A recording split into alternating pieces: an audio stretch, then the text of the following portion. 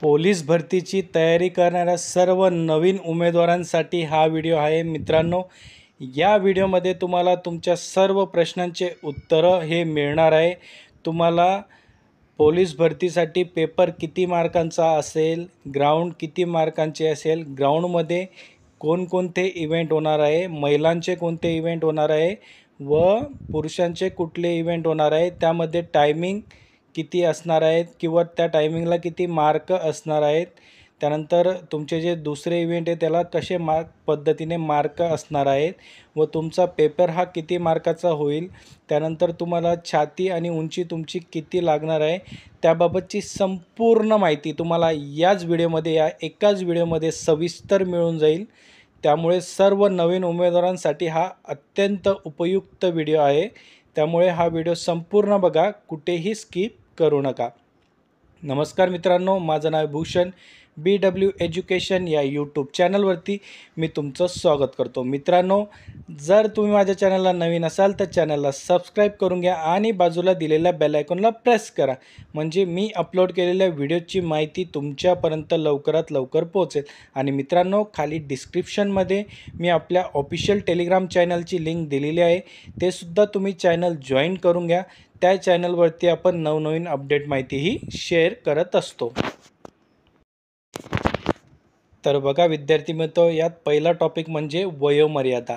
तुम्हाला अर्ज करण्यासाठी किती वयोमर्यादा असेल, तर बघा यामध्ये सर्व प्रवर्गातील उमेदवारांसाठी किमान वयोमर्यादा ही 18 वर्ष पूर्ण असणे आवश्यक आहे।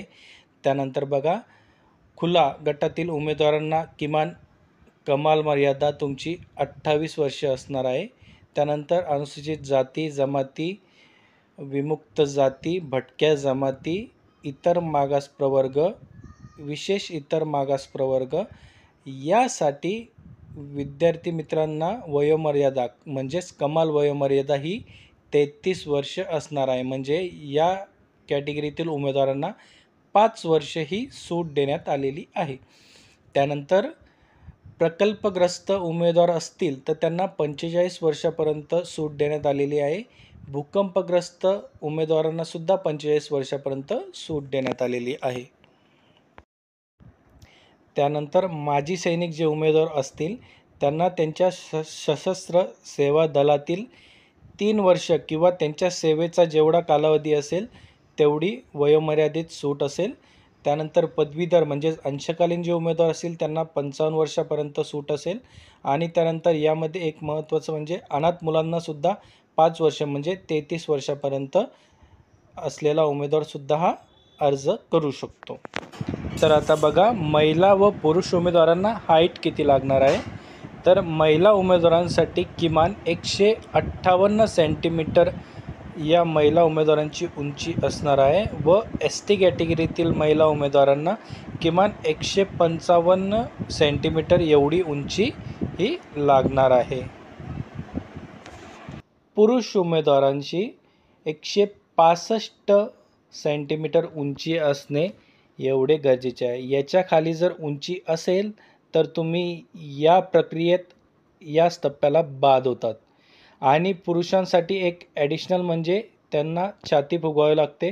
तर बघा, न फुगवता त्यांची जी छाती आहे ती 79 सेंटीमीटरपेक्षा कमी नसावी व न फुगवलेली छाती व फुगवलेली छाती यांच्यामध्ये 5 सेंटीमीटरपेक्षा कमी नसावा।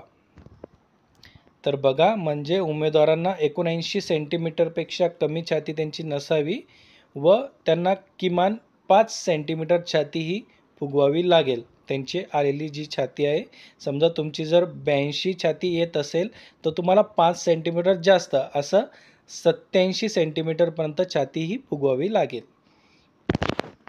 त्यानंतर बघा मित्रांनो, तुमची छाती आणि उंची मोजल्यानंतर सगळ्यात महत्त्वाचा टप्पा येतो म्हणजे तुमची शारीरिक चाचणी।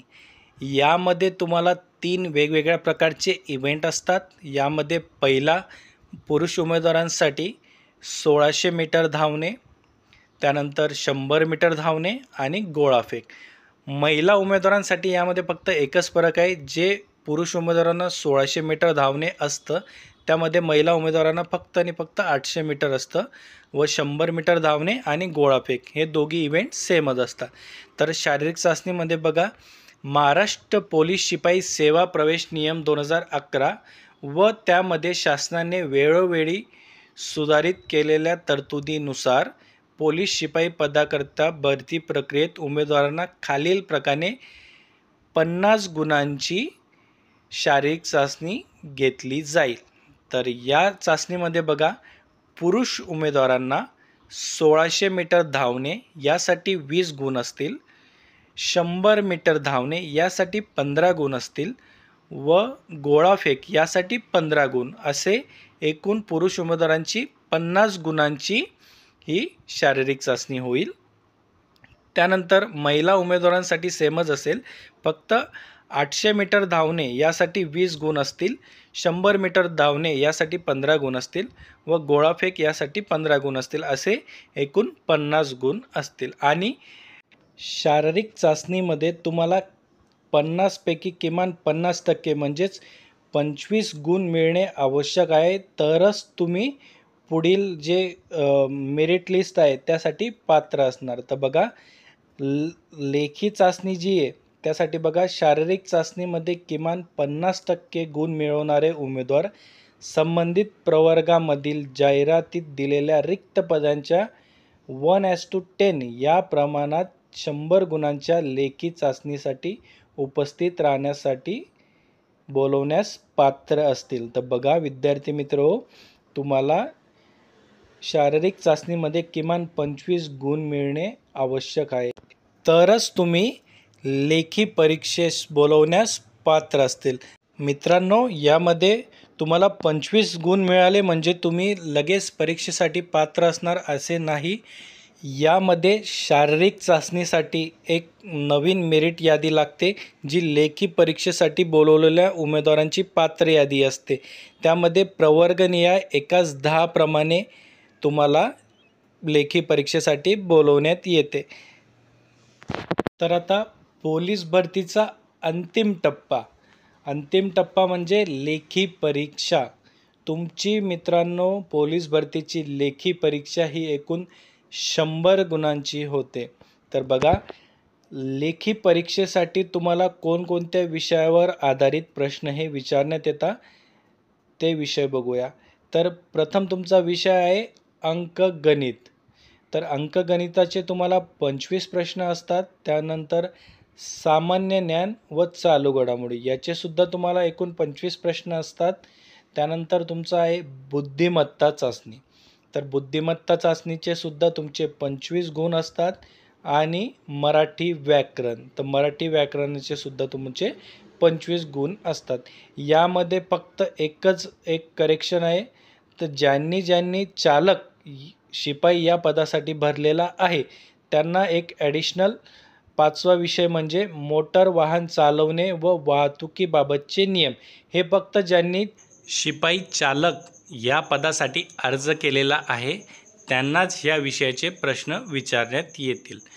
त्यांची जी परीक्षा ही सेपरेट घेतली जाते मित्रांनो.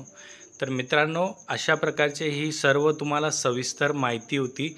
जर तुम्हाला हा व्हिडिओ आवडला असेल तर लाईक करा, शेअर करा आणि जास्तीत जास्त लोकांपर्यंत शेअर करा.